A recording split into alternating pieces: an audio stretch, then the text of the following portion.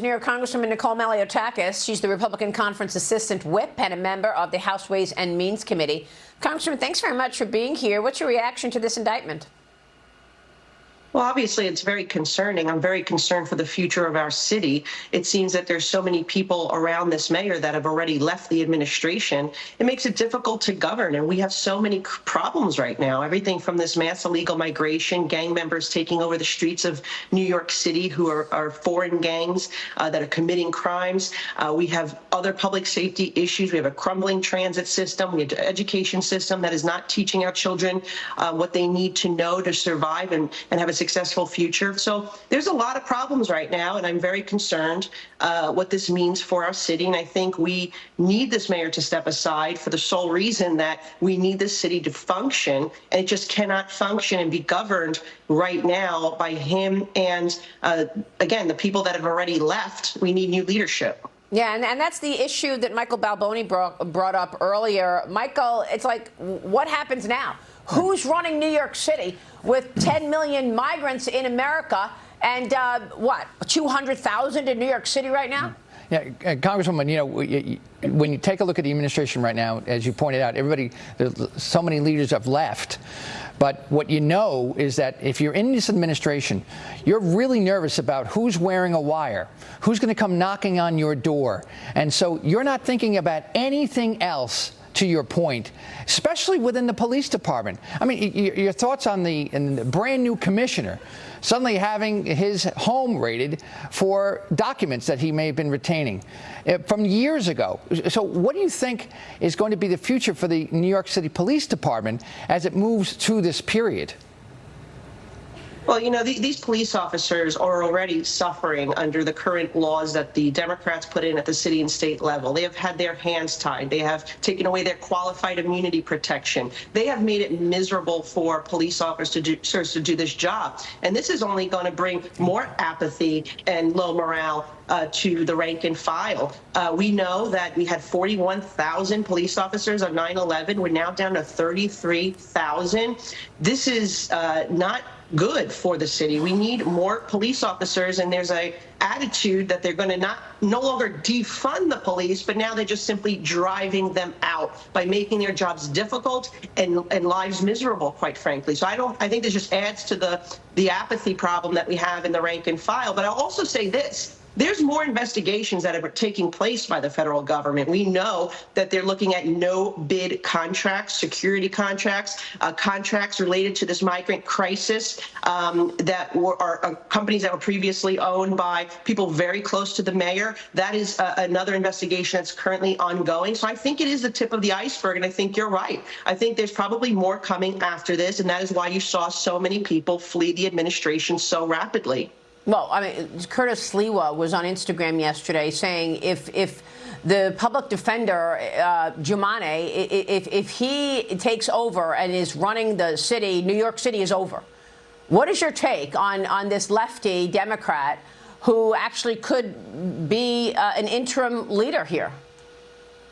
Well, obviously, it's very concerning. That is the problem here, that if Mayor Adams goes, we will end up with somebody left, and certainly worse in terms of policies.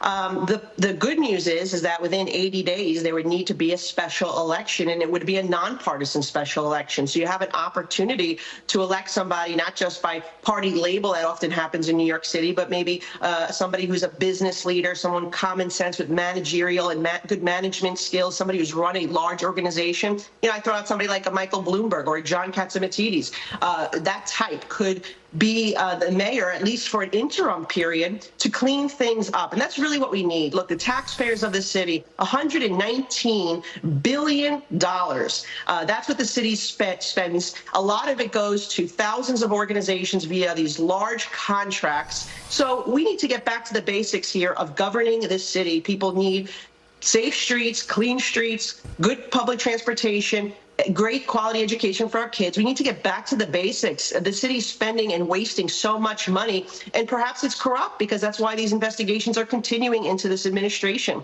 So I would like to see maybe the city elect someone a little more centrist with common sense that has run an organization as a proven leader. I mean, clean streets, safety, No crime, and we haven't seen that in New York City in a long time, Congresswoman, a long time. The it's really basics. sad. Get back to the basics. It's true. President Biden was asked if Mayor Adams should resign, and he said, I don't know. But former President Trump weighed in yesterday. Watch this. I watched about a year ago when he talked about how the illegal migrants are hurting our city and the federal government should pay us and we shouldn't have to take them. And I said, you know what? He'll be indicted within a year. And I was exactly right, because that's what we have. We have people that use the Justice Department and the FBI at levels that have never been seen before. I mean, both could be true. You know, I said it earlier, Congressman. I don't know if Mayor Adams is clean or dirty. I just don't know. But is this more lawfare from this DOJ? Well, I think it's very well. Who will take you out if you're not involved, if you're not in on their narrative? You know it.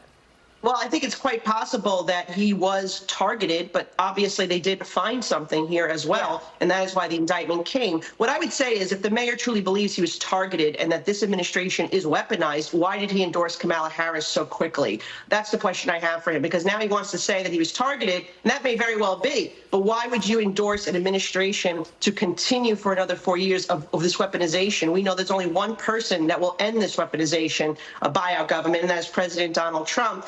He will be the one that really brings back law and order the way it's supposed to be and go after criminals, the people who are smuggling drugs into our country, that are sex trafficking women into this country. He will go after the true criminals that are causing havoc on the streets of New York City and elsewhere. And that's my response to the mayor is, why would you endorse Kamala Harris if you believe that they are targeting you unfairly? That's a great point. Yeah, I wonder if he had pressure to do that as well. After all the talk that he was making about the migrants. Look, the White House is facing questions on all of this and on his suggestion that he's being targeted over the criticism of the Biden-Harris handling of the migrant crisis and all these migrants coming in and causing such chaos. Watch this. We have been always very clear. The president was clear even when he was running in 2020 that he was going to make sure that DOJ is independent, and the DOJ is handling this case independently. I'm not going to go beyond that. Independent. So what do you think, Congresswoman? Is the DOJ independent? Look, I don't necessarily believe that it is independent. Obviously we have proof that it wasn't independent when we saw how they were able to postpone the crimes that were committed by Joe Biden's own son, and that whole investigation, how they hindered it. So what I would say is, look, Mayor Adams has spoken out against the migrants in the beginning, but he has gone along with it as well, or else we wouldn't be in this situation in New York City. He has housed these individuals. He has opened up a bunch of shelters with these no-bid contracts. And so I'd say that, yes, he's been critical at the beginning, but he's also allowed for this crisis to continue. He's incentivized people to come to New York City by allowing all these free services and free housing and free lawyers and everything. I mean, it's just insane. And our city is being destroyed because of it. So he should have never allowed this to happen. Yeah, well, we're all feeling it in New York, that's for sure. Let me get your take on the dock workers. Thousands of dock workers at every major East and Gulf Coast port expected to strike beginning early next week, Congresswoman. I know you joined your colleagues in urging the Biden-Harris administration to intervene. You sent a letter to Biden. You write this: given the devastating economic consequences of a potential strike and the administration's lack of engagement to date, we urge you to give immediate attention to this matter. Give us your sense of the impact here should they go on strike next week. Oh, it'll be devastating, I think. I think people will not be seeing things on the shelves that they're looking for. I think prices will go up. Talk about inflationary policy. There'll be obviously a supply and demand issue that will drive up consumer prices and access to the goods that they need. And I don't see the administration really talking about this issue. They say they're looking at it, but we need more than just looking at it. We need them to engage to prevent this. We've seen something similar with the railroad strike potentially that could have happened. And we were the ones who intervened, members of Congress, to stop it. But I am very concerned about this. And honestly, it's not good for anybody, particularly a few days before the election, a month before the election. You would think that this administration would be more engaged to try to prevent what could be devastating for communities across America. Yeah. Would you endorse a 77% increase in wages? Well, I don't know about that. I think that there needs to be negotiation. That's the whole thing, right? But you need to have somebody in there. I think, look, again, President Trump, right, the art of the deal would be in there negotiating and trying to help. Yeah, good point. All right, great to see you, Congresswoman. Thank you. Congresswoman Malliotakis this morning. Happy Friday. We'll be right back.